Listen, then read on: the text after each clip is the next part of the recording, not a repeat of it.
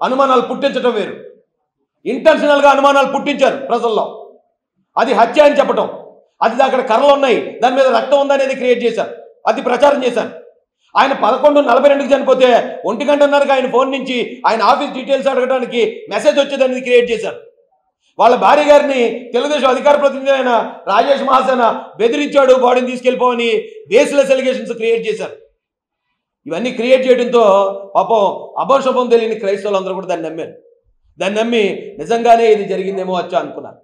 అక్కడ ఒక అనుమానాన్ని నివృత్తి చేస్తే మరొక అనుమానం పుట్టించడం మొదలుపెట్టారు. వీళ్ళు ఇంటెన్షనల్గా కుట్రపూరితంగా వీళ్ళ ముగ్గురితో పాటు ఇంకో 4-5 పాస్టర్లు అని చెప్పుకుంటున్న వాళ్ళు మొత్తం క్రైస్తవ సమాజాన్ని తప్పుదారి పట్టించారు. ఆ రోజు మొట్టమొదట ఆయన బైక్ ఆయన మీద పడి ఉండటం, అక్కడ ఉన్న సిచ్యువేషను, ఆయనకున్న శత్రువులను చూసిన తర్వాత ప్రతి ఒక్కరికి అది హత్య అన్న అనుమానం కలిగింది. అలాగే ఈయన ఇక్కడ కాదు, కొవ్వూరు టోల్గేట్ ముందే ఆయన తడబడుతూ నడుస్తున్నాడు. టోల్గేట్ ముందే ఆయన బైక్ హెడ్లైట్ పని చేయట్లేదు, ఆ టోల్గేట్కి ముందే దాడి జరిగింది అనే అనుమానం వ్యక్తం చేశారు. ఈ అనుమానాలన్నీ వ్యక్తం చేసి జనాల్లోకి పుకార్లన్నీ పంపిస్తూ ఉంటే గౌరవ ఐజీ గారు, గౌరవ ఎస్పీ గారు వచ్చి ప్రెస్ మీట్ పెట్టి వాళ్ళు ఈ హెడ్లైట్ అనేది ఎక్కడ పగలలేదు, పొట్టిపాటి నుంచి ఆయన హెడ్లైట్ లేకుండా వచ్చాడు అనేది సీసీ ఫుటేజ్ ఆధారం చూపించారు. ఇక్కడ బండి పక్కకు దూసుకెళ్ళడం అనేది సీసీ ఫుటేజ్ ఆధారం చూపించారు. ఇలా ప్రతిదీ ఆధారాలు చూపించిన తర్వాత మరొక కొత్త అనుమానం. అయితే ఇక్కడ కాకపోతే విజయవాడలో చంపేశారు. విజయవాడలో 4 గంటలు ఎక్కడే ఆయన ఏమైపోయాడో తెలియదు కాబట్టి విజయవాడలో చంపేశాడు అని మరో పుకారు పుట్టించారు.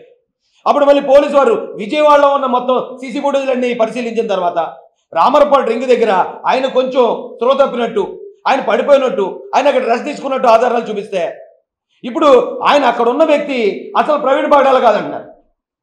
లేదు, అంతకుముందు హైదరాబాద్లో ఆయన బయలుదేరిన సీసీ ఫుటేజ్ బయటకు వస్తే అసలు అందులో ఉన్న వ్యక్తి అతను కాదు, అతను డూప్ వేసుకుని వస్తున్నాడు అంటున్నారు. ఈ పుకార్లకు అంతులేదండి. నిజంగా అది మర్డర్ అనే ఆలోచన అనుమానం ఉన్న వాళ్ళు ఎవరైనా సరే దానికి ఇదిగో పాలన ఆయన ఒంటి మీద ఏమైనా దెబ్బలు ఉన్నాయా, లేకపోతే ఆయన ఏమైనా కర్రలతో కొట్టారా, ఆయన ఏమైనా కత్తులతో పొడిచారా అనేది ఆధారాలు మనం చూసిన వెంటనే ప్రాథమిక దర్యాప్తు, ప్రాథమిక పోస్ట్మార్టం రిపోర్టు ఐజీ గారు ఆయన ప్రవేశపెట్టారు. ఒంటి మీద ఎటువంటి కర్రలతో కొట్టిన గాయాలు కానీ కత్తులతో పొడిచిన గాయాలు కానీ ఏమీ లేవు. కేవలం జారుడు గాయాలు, కొట్టుకుపోయిన గాయాలు మాత్రం ఉన్నాయి. ఈ భుజం మీద గాయాలు ఉన్నాయి. తొడకాలు కొట్టుకుపోయింది. తొడకాల పైన ఏదైతే ఒక చోట కాలిన గాయం, అది ఒకవేళ సైలెన్సర్ వల్ల జరిగిందా, దేని వల్ల జరిగిందా మేము ఎంక్వైరీ చేస్తున్నాం. ఎటువంటి అనుమానాస్పద గాయాలు లేవని చెప్పిన తర్వాత ఆ పోస్ట్ మార్టానికి నాట్ ఓన్లీ పోలీస్ అండి, టీమ్ ఆఫ్ డాక్టర్స్ ఉన్నారు.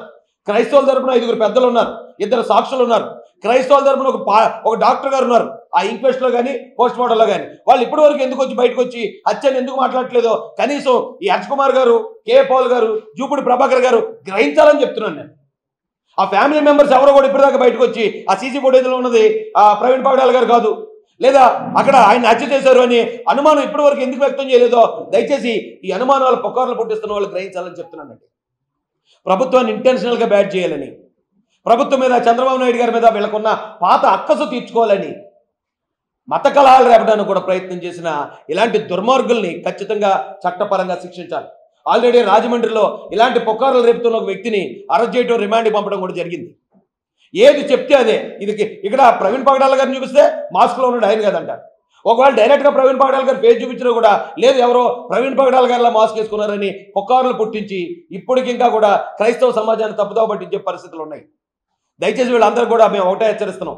మీ దగ్గర నిజంగా ఆధారం ఉంటే మీరు ఇప్పటికే పోలీసులకు వచ్చి చూపించుండేవారు. ఆధారాలు లేకుండా అక్కడ చంపేశారు, ఇక్కడ చంపేశారు, అలా కాదు ఇలా కాదని రకరకాల పుకార్లు పుట్టించి మీరు మత కలహాలు రేపడానికి మీరు చేసిన ప్రయత్నం ఈరోజు ఆంధ్ర తెలంగాణలో ఉన్న క్రైస్తవ, ముస్లిము, హిందూ సమాజం మిమ్మల్ని నమ్మలేదు కాబట్టి ఈరోజు ఇంత ప్రశాంతంగా ఉంది. ఈ ఆంధ్రప్రదేశ్లో ఎప్పుడు కూడా ఈ రకమైన మత కలహాలు ఎప్పుడూ లేవు. అందరూ అన్ని కులాల వాళ్ళు, అన్ని మతాల వాళ్ళు ఇక్కడ అభివృద్ధిని కాంక్షిస్తారు తప్ప ఒక మతాన్ని చంపేయాలి, ఈ మతమే బతకాలనే వాళ్ళు ఎవ్వరు కూడా ఇక్కడ లేరు. కానీ ఇంత పెద్ద కుట్ర చేశారు. ఈ కుట్ర ఈ రోజున ఆంధ్రప్రదేశ్ పోలీసు సమర్థవంతంగా వాళ్ళ ఎంక్వైరీలో ప్రతి ఒక్కదానికి ఆధారం తీసుకొచ్చి ప్రతి ఒక్కదానికి ఎవిడెన్స్ చూపిస్తూ వాళ్ళు ఈ రోజున ప్రజలకి చేసిన మేల్ని ఎప్పటికీ మర్చిపోలేమండి. అన్ని కులాల తరపున, అన్ని మతాల తరపున ఈ ఆంధ్రప్రదేశ్ పోలీసుకు కానీ వెంటనే స్పందించిన నారా లోకేష్ గారికి, నారా చంద్రబాబు నాయుడు గారికి, అలాగే హోంమంత్రి వంగలపూడి అనిత గారికి కూడా హృదయపూర్వక ధన్యవాదాలు తెలియజేస్తున్నాం. ఖచ్చితంగా ఇలాంటి పుకార్లు ఎవరైనా బేస్లెస్ ఏ ఆధారం లేకుండా పుకార్లు పుట్టించేవారు ఎవరైనా ఉంటే వాళ్ళ మీద కూడా కఠినమైన చర్యలు తీసుకోవాల్సిందిగా పోలీసు వారిని కూడా మేము డిమాండ్ చేస్తూ నేను ముగిస్తున్నానండి. Thank you very much. Thank you.